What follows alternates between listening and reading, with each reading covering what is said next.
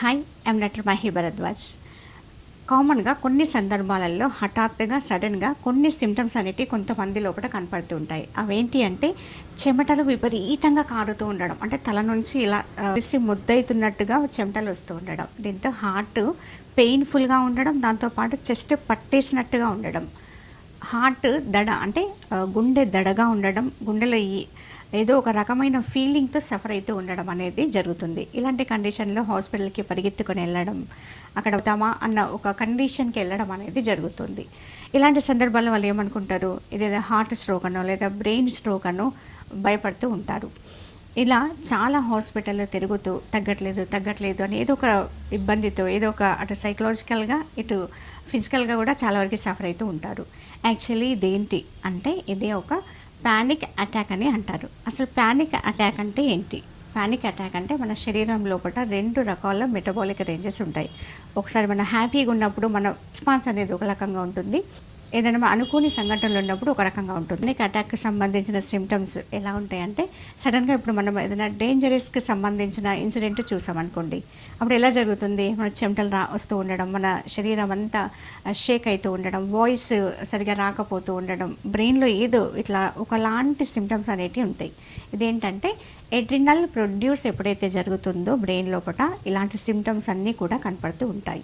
Panic అటాక్‌లో కొన్ని symptoms కనపడుతూ ఉంటాయి. గుండె దడగా ఉండడం, గుండె కావాల్సిన దానికంటే ఎక్కువగా ఫాస్ట్‌గా కొట్టుకోవడం అనేది జరుగుతుంది. దీంతో పాటు పెయిన్‌ఫుల్‌గా ఉండడం, చెస్ట్ అంతా పట్టేసినట్టుగా అవుతూ ఉండడం, చెమటలు విపరీతంగా వస్తూ ఉండడం, వచ్చేస్తున్నట్టుగా అనిపించడం, కళ్ళు తిరుగుతూ ఉండడం, చేతులు కాళ్ళు వణికిపోతూ శరీరంలో స్పర్శ లేకుండా ఉన్నట్టు అనిపించడం అనేది జరుగుతుంది. అలాగే శరీరం అంతా చల్లబడిపోయి ఒకలాంటి సిమ్టమ్స్ అనేటివి కనపడుతూ ఉంటాయి. ఇలాంటివన్నీ కూడా ఒక్కొక్కరికి ఒక్కొక్క రకంగా స్టార్ట్ అవ్వడం అనేది జరుగుతుంది.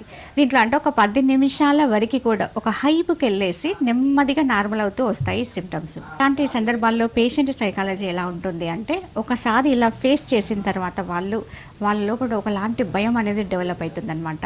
ఇదే సిచ్యువేషన్ నలుగురిలో ఉన్నప్పుడు జరిగింది అనుకోండి, ఇంకా వాళ్ళు నలుగురిలో వెళ్ళడానికి అంటే ఏదైనా ఫంక్షన్స్కి వెళ్ళడానికి, లేకుంటే నలుగురితో కలవడానికి, నలుగురితో మాట్లాడడానికి ఇష్టపడరు. లోపల చాలా డిస్టర్బెన్సెస్ అనేటివి వస్తూ ఉంటాయి.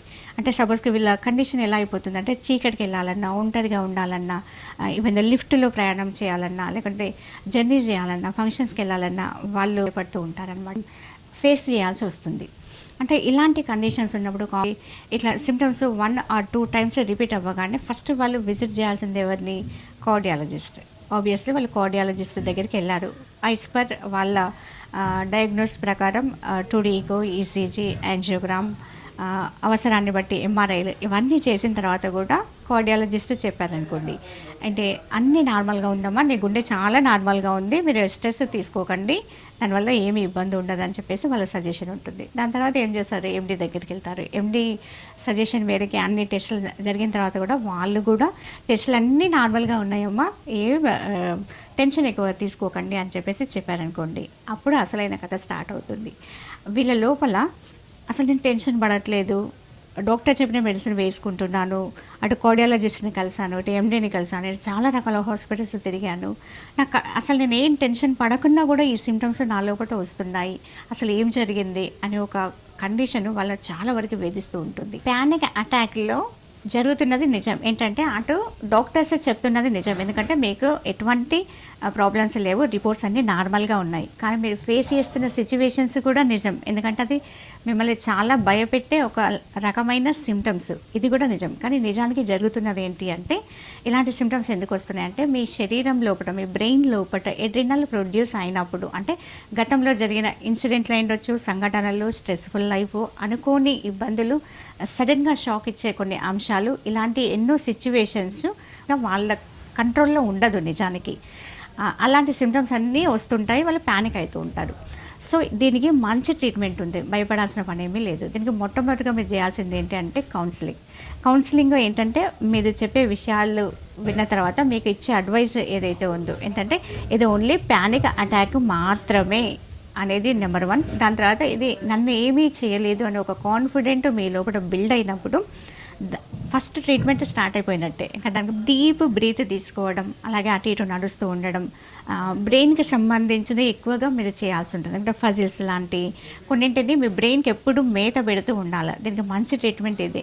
మ్యూజిక్ని వింటూ ఉండడం, ఎక్కువ 10 మందిలోకి వెళ్తూ ఉండడం, ప్రెగ్నెన్సీని ఉంచుతూ ఉండడం అనేది చేస్తూ ఉండాలి. దీనికి ఇన్స్టెంట్ ఇలాంటి సిమ్టమ్స్ సడన్గా వచ్చినప్పుడు మీ కంట్రోల్లో ఉండదు కాబట్టి దానికి మెడికేషన్ ఉంటుంది. దాన్ని తప్పకుండా వాడాల్సి ఉంటుంది.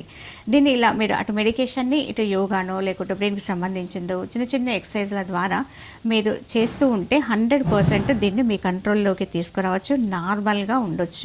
నచ్చినట్టయితే తప్పకుండా లైక్ చేయండి, షేర్ చేయండి, సబ్స్క్రైబ్ చేసుకోండి. ఇలాంటి సిమ్టమ్స్తో ఎవరైతే బాధపడుతూ ఉంటారో వాళ్ళకి తప్పకుండా షేర్ చేయండి. Thank you so much.